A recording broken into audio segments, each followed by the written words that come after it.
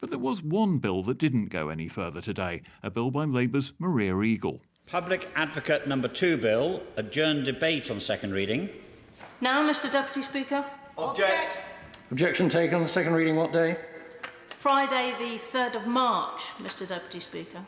The two voices shouting object there belonged to the government whips Rebecca Harris and Nigel Huddleston. If no one had shouted, the bill would have been allowed to go forward to committee for detailed consideration. Now, this bill has been proposed several times in recent years, and this was the 12th time it had been vetoed in the Commons. It aims to set up a new body to help families caught up in a major tragedy like Hillsborough, where a crush led to the deaths of 97 Liverpool football supporters. The tragedy was back in the headlines this week, with the government being criticised for its failure to respond to the report by Bishop James Jones into the lessons of those events.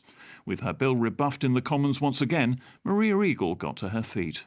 Can you advise me, please, on how I can convince my constituents, who are families of the 97 unlawfully killed and survivors of that terrible day at Hillsborough, that our government cares about righting the terrible wrongs they've suffered over the last 34 years and making sure that the lessons of that terrible day are truly learned?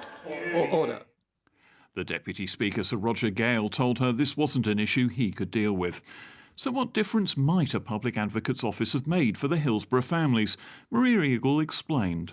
I think it would have stopped things going so wrong over so many years, because if the government had enabled a public advocate to be involved for the Hillsborough families, you wouldn't have had the police cover-ups. The public advocate would have been able to get all the documentation that showed cover-ups were going on and report to Parliament about it. So you shine the light of transparency on the inner workings of public authorities that want to try and hide their culpability. You stop things going wrong. And she's going to keep trying. I am going to keep introducing it and keep bringing it back. It's now back on the 3rd of March for another go. They keep telling me they've got their own proposals that they're working on and they're thinking about, and it's just about to happen. I'm just trying to encourage them to get on with it. I don't really care who gets the credit for it or whose name's on it. I just want it done. It's been too long already, and I just think the support for it across the backbenchers is growing. And something has got to give, and hopefully it'll be the government. Maria Eagle.